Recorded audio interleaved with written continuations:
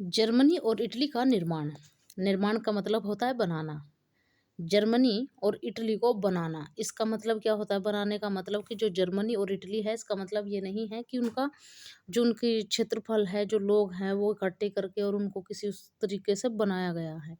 इसका मतलब है कि जो जर्मन और इटली था ना, वो छोटी छोटी रियासतों में बटा हुआ था, जैसे हमारा पिछले पुराने टाइम में भारत को भी बटा हुआ था। तो उन सभी छोटी छोटी रियासतों को इकट्ठा करके और एक राष्ट्र का नाम देने के लिए इन्होंने जर्मनी और इटली को निर्माण करने की कोशिश की है। एक आंदोलन यानी कि एक क्रांति एक शुरू की है जनता ने, जो अपने राष्ट्रीय को, अपने क्षेत्र, देश को ज़्यादा प्यार करते थे। उन लोगों ने एक आंदोलन करने की कोशिश की है। और उस आंदोलन का मेन मकसद था कि सबको बोले कि आओ एक जगह इकट्ठे हुए। वहाँ क्या था, छोटी छोटी रियासतें थी, उनके अपने राष्ट्रपति, प्रधानमंत्री वो सब थे। अब क्या हुआ कि इनको सबको एक जगह जोड़ना था, इकट्ठा करना था और उनका एक राष्ट्रपति, एक प्रधानमंत्री होना था। और जो राजाओं की सत्ता थी उसको भी खत्म करना था, यानी कि किसी एक राजा का अधिकार नहीं रहने का। उसमें राजतंत्र राजतंत्र को खत्म करके जनतंत्र को लागू करना था। इनका मेन मकसद ये था। राज्य 1848 के बाद यूरोप में राष्ट्रीयवाद का जनतंत्र और क्रांति से अलगाव होने लगा। जो राष्ट्रीयवाद यानी कि अपने देश से प्यार लगा होने, और उनका कहना था कि हम छोटी छोटी रियासतों में नहीं बट के एक रियासत बनते हैं, ये जनता का कहना था। जनता फिर उसके बाद जनता को, ये जनतंत्र हो गया, ये क्रांतिकारी हो गया। ये क्रांतिकारी, जिस जगह पे मैं आपको टिक मार्क लगा के दिखा रही हूँ, ये जनतंत्र और क्रांतिकारी है। जनतंत्र जनता, लोकतंत्र जिसको बोलते हैं आज के टाइम में हम। क्रांति वो चीज़ होती है जो एक किसी व्यक्तियों के द्वारा, वो 5, 7 या 20, 30 जो भी हैं, उन लोगों के द्वारा एक डिमांड करना, गवर्नमेंट से अपील करना, सरकार से, उसको क्रांति कहते हैं। क्रांतिकारी उन लोगों को बोलते हैं जो अपनी बात मनवाते हैं, उसमें हिस्सा लेते हैं, जिनके द्वारा बात को मनवाया जाता है। होते इसमें कुछ लोग हैं और ये फायदा सभी के लिए होता है। ठीक है, तो ये क्रांतिकारी हुए हैं। क्रांतिकारियों ने लगाव होने लगा राज्य की सत्ता। अब जो राज्य, पहले ही राज्य बोलते थे, अब क्या है, देश बोलते हैं। राज्य की सत्ता को बढ़ाने और यूरोप पर राजनीतिक प्रभुत्व हासिल करने के लिए राज्य की सत्ता, अब राज्य क्या हो गया, देश। ठीक है, अब इसकी सत्ता कौन बढ़ाना चाहते हैं? कौन है ये लोग जो राज्य की सत्ता को बढ़ाना चाहते हैं?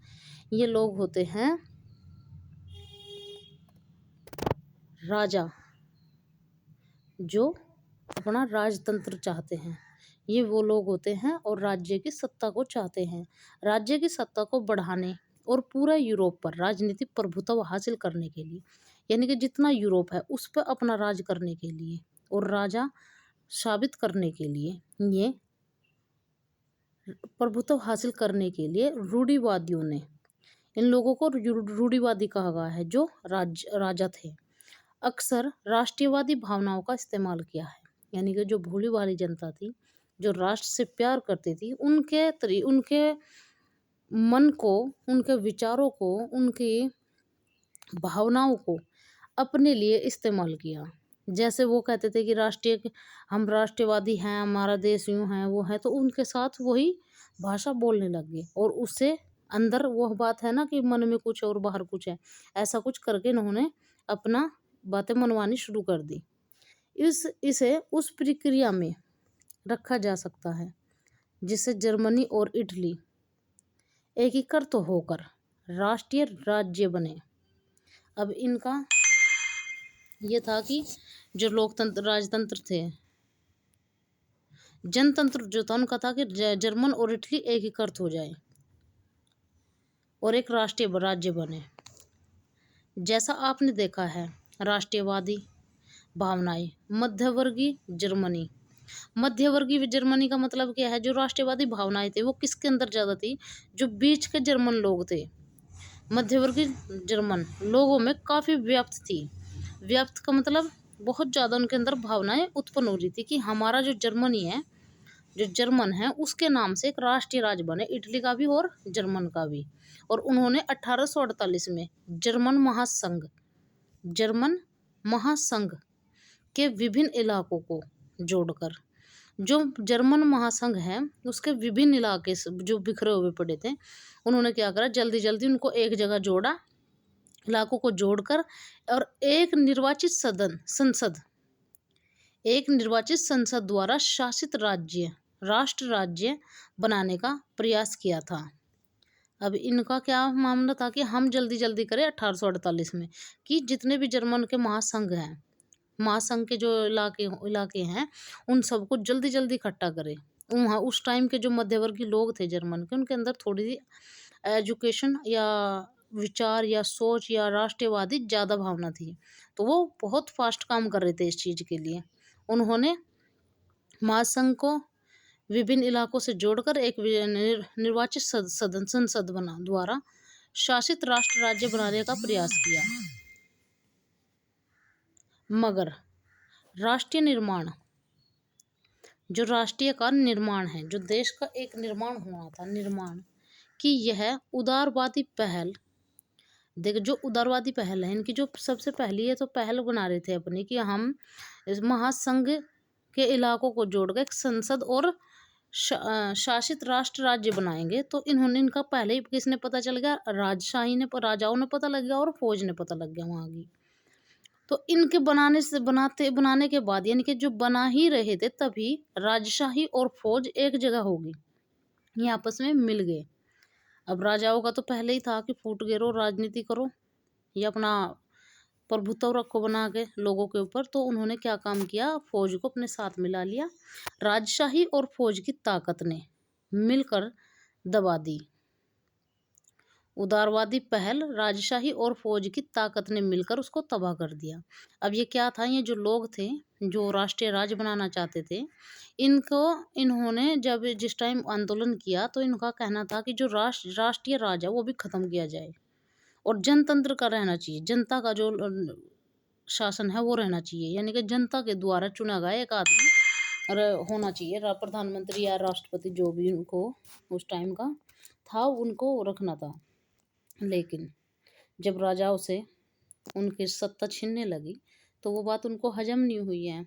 उन्होंने अपने बदले की भावना अंदर रखी कि हम तो बर्बाद हो गए, अब तुम्हें भी नहीं छोड़ेंगे। तो उन्होंने क्या किया, इसमें फौज के साथ मिलकर इसको ख़त्म कर दिया, तबाह कर दिया। किसको तबाह किया है, राष्ट्रीय राज को, जो जर्मन महासंघ के विभिन्न इलाकों से जुड़कर एक निर्वाचित संसद द्वारा शासित राष्ट्र राज्य बनाने का प्रयास किया गया था, वो उन्होंने खत्म कर दिया।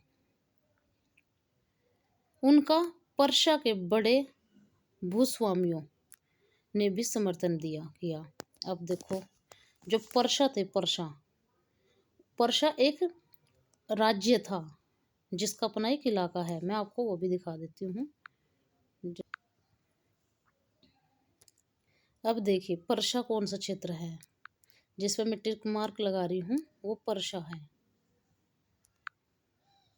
ठीक है, ये पर्शा है, ये पूरा क्षेत्र पर्शा का है,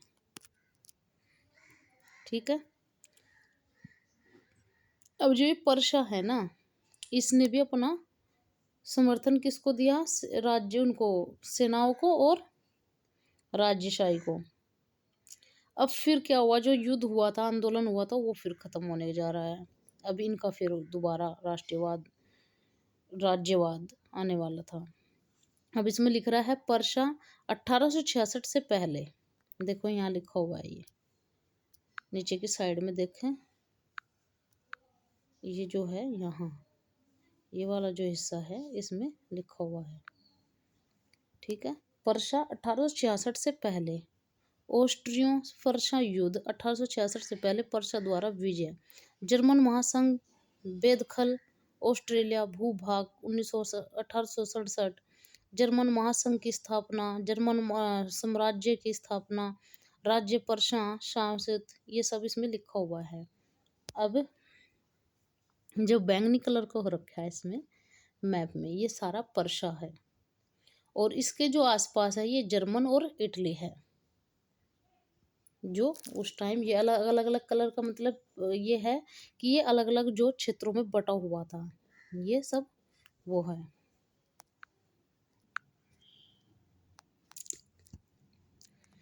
उनके पश्चात पर्शिया ने राष्ट्रीय एकीकरण के आंदोलन का नेतृत्व संभाल लिया। अब जो था ये पर्शिया था, वो जो राष्ट्रीय एकीकरण का आंदोलन हो रहा था उसको संभाल लिया। पर्शिया एक जुड़ा हुआ, एकत्रित हुआ देश या एक राज्य था। उसका जो प्रमुख मंत्री ओटोमन बिस्मार्क, वैसे इसका नाम खाली बिस्मार्क से लिया जाता है, ओटोमन बिस्मार्क का पूरा नाम नहीं लिया जाता। बिस्मार्क इस प्रक्रिया का जनक था। अब जो इसको संभालने वाला, इसको बढ़ाने वाला वो बिस्मार्क था।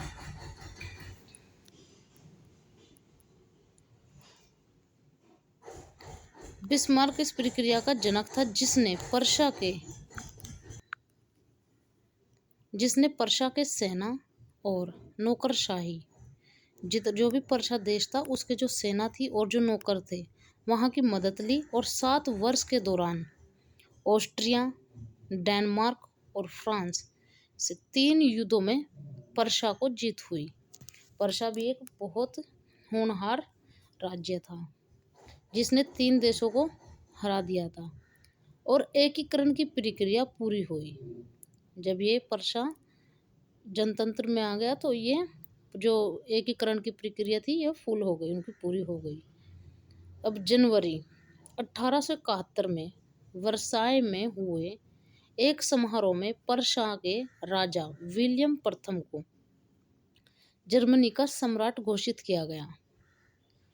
अब उनको राजगद्दी पर बिठाया गया 1771 में। किसको? जो पर्शिया का विलियम प्रथम था उसको। अब 1800 जनवरी, अब ये देखो यहाँ इसकी पिक भी है, जो एक सभा हो रही है या जिसमें राजा चुना जा रहा है या जिसके हाथ में सत्ता दी जा रही है। 18 जनवरी 1871 की सुबह बेहद ठंड पड़ गई। क्या हुआ जर्मनी में कि जब 18 जनवरी का दिन था और 1871 की सुबह बेहद ठंड हुई थी। जर्मनी राज्य के राजकुमारों, जो जर्मनी के राज्य थे वे, जो जैसे हम हमारे देश में अब राज्य हैं, ऐसे जो राज्य थे जर्मन राज्यों के राजकुमारों, सेना के प्रतिनिधियों और प्रमुख मंत्री इस सभा में, एक सभा हुई, ठंड का महीना था 18 जनवरी 1871 में। तो उस जो सभा हुई उस सभा में जर्मनी राज्यों के राजकुमार, जितने भी जर्मनी के अपने छोटे छोटे राज्य थे उनके राजकुमार, सेना के प्रतिनिधियों और प्रमुख मंत्रियों और प्रमुख मंत्री ओटोमन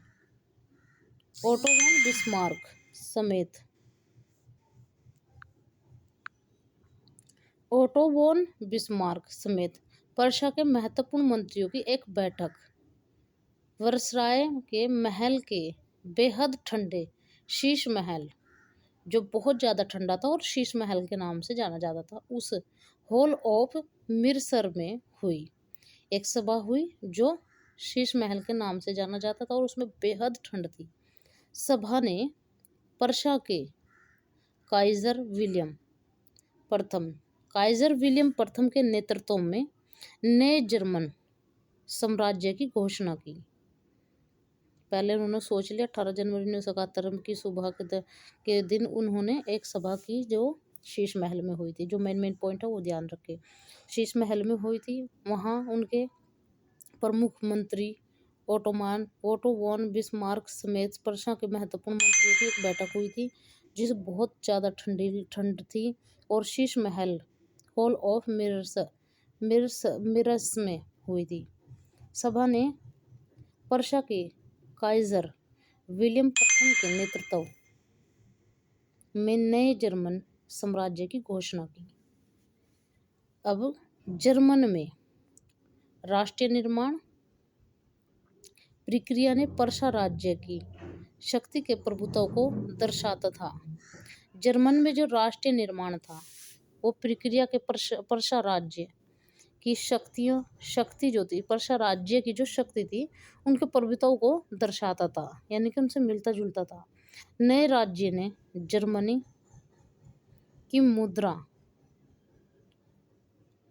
जो नया राज्य बना था उसने जर्मनी की मुद्रा, बैंकिंग और कानूनी तथा न्यायिक व्यवस्थाओं के आधुनिकीकरण पर काफ़ी जोर दिया, उनको सुधारने की कोशिश की और पर्सा द्वारा उठाए गए कदम और उसकी कार्यवाही बाकी जर्मन के लिए अक्सर एक मॉडल बना।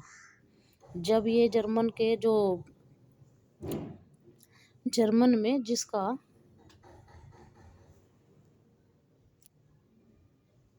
जिसको वहाँ का राजा बनाया गया या राष्ट्रपति बनाया गया, उसने वहाँ अच्छा काम किए, मुद्रा पे ध्यान दिया, वहाँ के जो पैसे थे, बैंकिंग थी, जो बैंक थे, कानूनी की कार्यवाही की और न्यायिक व्यवसायों को आधुनिकीकरण पर काफ़ी जोर दिया।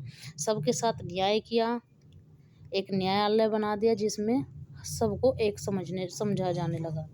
पहले जो राजा थे वो क्या करते थे, जाति का ज़्यादा भेदभाव करते थे। उस जाति के भेदभाव से क्या होता था कि लोगों को तकलीफ होती। ये राजा वहाँ का बहुत ज़्यादा सुकून दिए रहा जनता के लिए। जो जिस चीज़ के लिए जनता ने आंदोलन किया, लड़ाई की, झगड़े किए, वो सब उनको जो वो चाहते थे इस राजा ने उनको वो सब दिया है, जिसके हाथ में जर्मनी की शक्तियाँ थाम दी गई थी।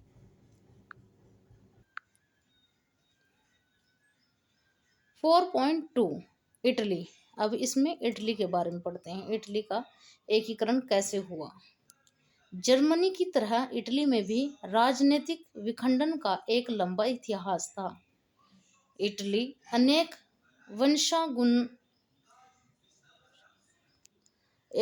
वंशानुगत राज्यों तथा बहुराष्ट्रीय हैब्सबर्ग साम्राज्य में बिखरा हुआ था। जो इटली था उसमें भी छोटे छोटे अपने राज्यशाही थे और वे अब अपने तरीके से अपने उसको 19वीं सदी के बीच वाला जो टाइम था, जिसे मध्य बोलते हैं, मध्य में इटली 7 राज्यों में बटा हुआ था, जिसमें से केवल एक सार्डिनिया पिडमोंट में एक तालवी राजघराने का शासन था। 7 राज्यों में इटली जो था 19वीं सदी में बटा हुआ था और एक जो राज्य था वो अलग था बस, जिसमें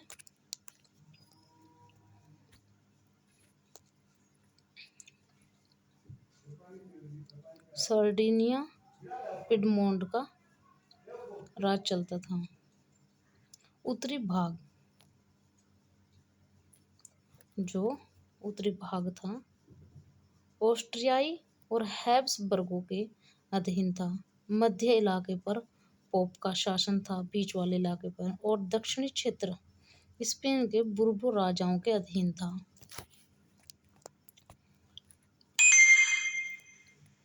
अब 1830 के दशक में ज्यूसेppe मैत्सिनी ने एकीकृत इतालवी गणराज्य के लिए एक सुविचारित कार्यक्रम प्रस्तुत करने की कोशिश की थी। 1830 में ज्यूसेppe मैत्सिनी ने सबको एक जगह इकट्ठा करने की एक प्रयास किया था, एक कोशिश की थी। उसने अपने उद्देश्य के प्रयास के लिए यंग इटली उसने अपने उद्देश्य को प्रयास करने के लिए इटली में जो यंग लोग थे, इटली नामक एक गुप्त संगठन भी बनाया था। 1831 और 1848 में क्रांतिकारी विद्रोह की असफलता से जो क्रांति हुई थी, क्रांति का जो विद्रोह हुआ था उसकी असफल हुए थे वे, क्योंकि वो उसको चला नहीं पाए थे। युद्ध के जरिए इतालवी राज्यों को जोड़ने की जिम्मेदारी सार्डिनिया पिडमोंट के शासक विक्टर इमैनुअल द्वितीय पर आ गई थी। इस क्षेत्र के शासक अभिजात वर्ग की नज़रों में एकीकृत यानी कि इकट्ठा करने में इटली के उनके लिए आर्थिक विकास जो ये था पिडमोंट, इसके हाथ में इन्होंने पिडमोंट ने इमैनुअल द्वितीय के हाथ में सत्ता दे दी थी और उसने क्या काम किया कि पूरे क्षेत्र को इकट्ठा करने के लिए आर्थिक विकास यानी कि जिससे पैसा कमाया जाए, ज़्यादा पैसे अधिकतर पैसे आए, इसके लिए नए नए विकास करने शुरू कर दिए और फैक्ट्रियाँ वगैरह लगाने शुरू कर दी। तो जो भी मतलब था कि जिससे पैसे कमाए जाए उस सब काम करने शुरू कर दिए और राजनीतिक प्रभुत्व की संभावनाएं उत्पन्न करना था। राजनीतिक उनको एक राजनीतिक करनी थी और उसके जो प्रभाव थे उनको उत्पन्न करने के लिए संभव बनाने के लिए उत्पन्न करने के लिए जुट गए अपने काम पे। अब मंत्री जो थे प्रमुख काबूर, जिसने इटली के प्रदेशों को मंत्री प्रमुख काबूर काबूर कौन थे? ये इटली के जो प्रदेश थे उन सबको एकीकृत करने वाले आंदोलन का नेतृत्व किया। न तो एक क्रांतिकारी था और न ही एक जनतंत्र में विश्वास रखने वाला था। इतालवी अभिजात वर्ग जो इतालवी अभिजात वर्ग था ना, वो तमाम अमीर और शिक्षित सदस्यों की तरह वह इतालवी भाषा से कहीं बेहतर फ्रेंच बोलता था। फ्रांस से सार्डिनिया पिडमोंट एक चतुर कूटनीति संधि जिसके पीछे काबूर का हाथ था। सार्डिनिया पिडमोंट 1859 में ऑस्ट्रियाई बलों को हरा पाने में कामयाब हुआ।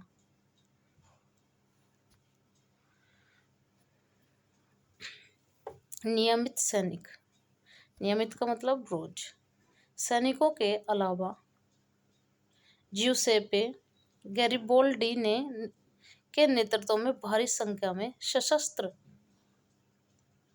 और सैन्य सेवकों ने इस युद्ध में हिस्सा लिया। 1860 में वे दक्षिणी इटली और 2 सिसिलियों के राज्यों में प्रवेश कर पाए गए। अब जो ये 1860 आया ना, लड़ते लड़ते 1859 में लड़ना शुरू किया था और 1860 आया, तो इसमें क्या किया उन्होंने?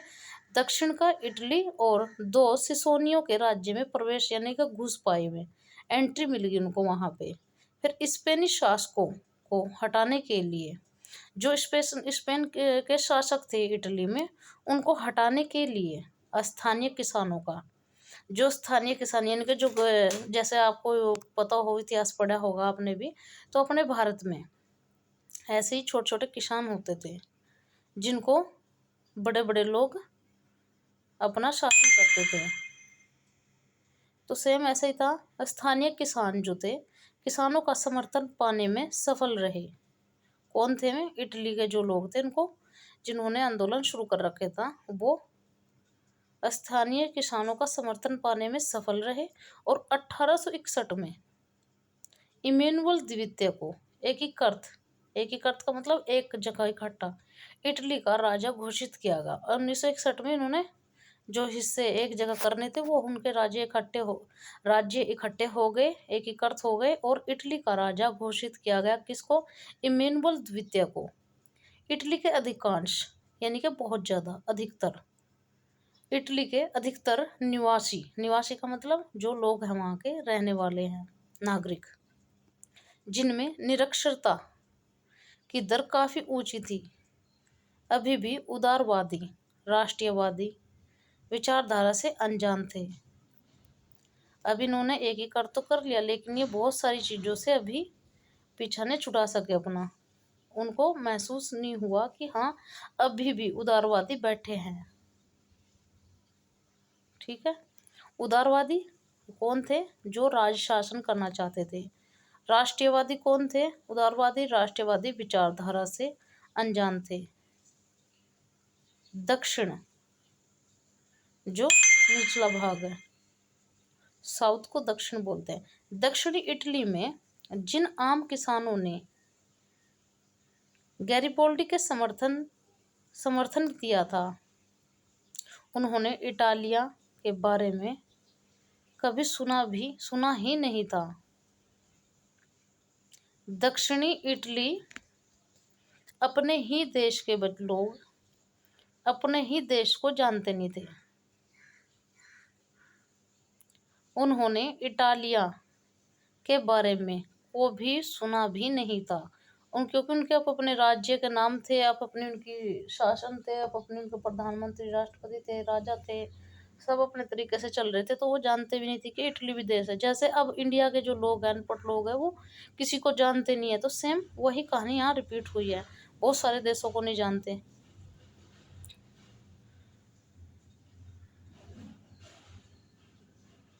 कभी उन्होंने सुना भी नहीं, और वे मानते थे कि ला टालिया विक्टर इमैनुअल की पत्नी थी।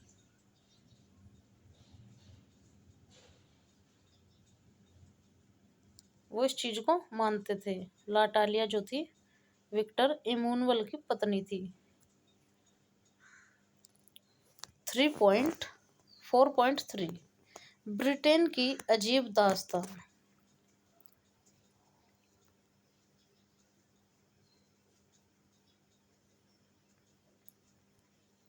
अब ब्रिटेन कौन है जिसको हम कभी नहीं भूल सकते।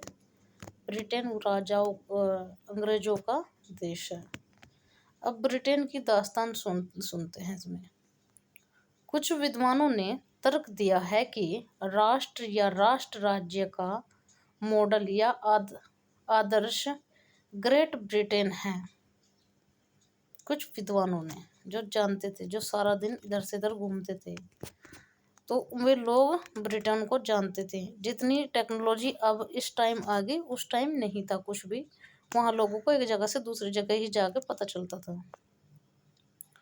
तो वहाँ के राष्ट्रीय यानी कि जो देश से प्यार करते थे, या राष्ट्र राज्य का मॉडल या दर्शन ग्रेट ब्रिटेन है, ये कहते थे। ब्रिटेन में राष्ट्र राज्य का निर्माण। अब देखो, ब्रिटेन जो है उसमें भी राष्ट्र राज्य का निर्माण अचानक हुआ। कोई उथल पुथल या क्रांति का परिणाम नहीं था।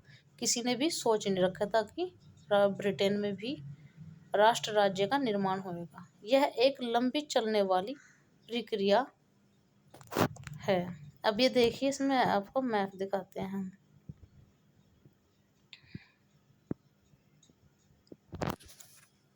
अब हमने सिसिलियो पढ़ा था। सिसिलियो देखो, सिसिलियो का राजतंत्र, ये जो है ये सिसिलियो है मैप में,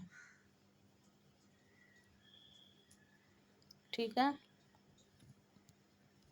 तो ये छोटे छोटे ऐसे राज्य बटे हुए थे, जैसे रंग बिरंगे जो दिख रहे हैं ऐसे, ये वाले, ये यहाँ पे, ये अपना, ये सब अलग अलग राज्य बटे हुए थे। 18वीं सदी के पहले ब्रितानी राष्ट्र था ही नहीं। जो ब्रिटानी था वो राष्ट्र ही नहीं था 18वीं सदी से पहले। ब्रितानी द्वीप समूह में रहने वाले लोगों, अंग्रेज, वेल्श, स्कॉट या आयरिश की मुख्य पहचान नरजातीय थी। इन सभी जातीय समूह की अपनी सांस्कृतिक और राजनीतिक परंपराएं थी, लेकिन जैसे जैसे अंग्ल राष्ट्र की धन दौलत, जो अंग्ल राष्ट्र था उसकी जो धन दौलत थी, जो पैसे थे, जो वहाँ का काम काज था, वो सब अहमियत और सत्ता में वृद्धि हुई। किसमें हुई वृद्धि? एंगल राष्ट्र में। अचानक से एंगल जो राष्ट्र था उसमें पैसे की बढ़ोतरी हुई, वहाँ का कारोबार ऊंचा चलने लगा, अहमियत और सत्ता में वृद्धि हुई। वह द्वीप समूह के अन्य राष्ट्रों पर अपना प्रभुत्व बढ़ाने में सफल हुआ। वह द्वीप समूह, अब द्वीप समूह क्या है? इसके बारे में एक अलग वीडियो बनाएंगे। अन्य राष्ट्रीयों जो लोग थे प्यार करने वाले राष्ट्र देश से अपने अनेक राष्ट्रीयों पर अपना प्रभुत्व बढ़ाने में सफल हुआ। ठीक है। एक लंबे टकराव और संघर्ष के बाद अंगल संसद ने 1688 में राजतंत्र से ताकत छीन ली। इस संसद के माध्यम से एक राष्ट्रीय राज्य का निर्माण हुआ। जब ये इनसे ताकत छीन ली गई तो ये 1688 में वहाँ भी सब एक हो गए और एक राष्ट्र राज्य का निर्माण हुआ, जिसके केंद्र में इंग्लैंड था। बीच में, जिसका केंद्र का मतलब बीच, बीच में कौन था? इंग्लैंड। इंग्लैंड और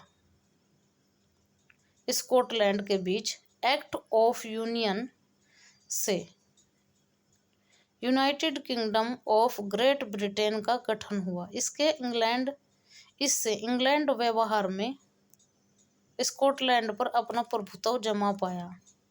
इसके बाद ब्रितानी संसद में आंगन सदस्यों का दबदबा रहा। एक ब्रितानी पहचान के विकास का अर्थ यह हुआ कि स्कॉटलैंड की खास संस्कृति और राजनीतिक संस्थाओं को योजनाबद्ध तरीके से दबाया गया। अब यहाँ भी देख लो क्या हुआ। जो संस्कृति थी वहाँ की, स्कॉटलैंड की खास जो संस्कृति थी और राजनीतिक जो थी संस्थाओं को योजना बना के उनको तोड़ा गया, तरीके से दबाया गया। जैसे घर में, सभी के घर में आजकल भाभियाँ ऐसा ही कुछ काम कर रही हैं। अब ननद के खिलाफ भड़काना है, अब सास के खिलाफ भड़काना, अब भाई के खिलाफ भड़काना, तो वो क्या करती है, पर्दे के पीछे एक योजना बनाती है। अगर वो सामने से लड़ेगी तो जवाब मिलेगा, तो वो क्या करती है, अपने हस्बैंड को बढ़ावा देती है कि तुमने ये काम करना, अब तुम्हें मेरे साथ ये लड़ाई कर रहा है, अब मेरे से ये बोल रहा है, उनको इमोशनल ब्लैकमेल करती है। ठीक है। तो ऐसे ही राजनीतिक संस्थाओं को योजनाबद्ध तरीके से दबाया गया। स्कॉटिश हाईलैंड्स के निवासी जो लोग थे वहाँ के, जिन कैथोलिक कुलों ने जब भी अपनी आज़ादी को व्यक्त करने का प्रयास किया, उन्हें जबरदस्ती दमन का सामना करना पड़ा। जब भी वो अपना ऐलान करने वाला था कि अब हम आज़ाद हो गए हैं, तो जब भी जबरदस्ती दमन भी एक देश है, दमन का सामना करना पड़ा। स्कॉटिश आइलैंड्स के लोगों को अपनी गैलिक भाषा बोलने या अपने राष्ट्रीय पोशाक पहनने की मनाही थी। स्कॉटिश हाईलैंड्स के लोगों को अपनी भाषा बोलना, अपनी पोशाक पहनना, अपनी राष्ट्रीय पोशाक पहनना, उनको बैन लगा दिया था। इनमें से बहुत सारे लोगों को अपना वतन छोड़ने पर मजबूर किया गया। अब कुछ देशों में अब भी हो रहा है, या आज भी हो रहा है ऐसा कि वो अपना देश छोड़ के दूसरे देशों में बस जाए। मान लो जैसे हमारा देश है, हिंदुत्व देश है ज़्यादा, यहाँ हिंदुओं का प्रभाव ज़्यादा है, तो अब हिंदू है मुसलमानों के ऊपर दबाव बनाए। अब वो क्या करें, उनको डायरेक्ट तो बोल नहीं सकते कि आप इस देश को छोड़ के जाओ, तो क्या करेंगे कि उनके ऊपर कर लगा देंगे, उनको बच्चों को पढ़ने नहीं देंगे, उनके साथ लड़ाई झगड़े करेंगे, तो वो सब परेशान होकर खुद यहाँ से जाने की कोशिश करेंगे। तो वो सब उस टाइम हुआ, लोग छोड़ के मजबूर किया गया और अपने वतन को छोड़ कर दूसरी जगह चले गए। आयरलैंड का भी कुछ ऐसा ही हश्र हुआ। अब जो आयरलैंड है ना, उसका भी कुछ ऐसा ही हश्र हुआ। वह देश कैथोलिक और प्रोटेस्ट धार्मिक गुटों में गहराई में बटा हुआ था।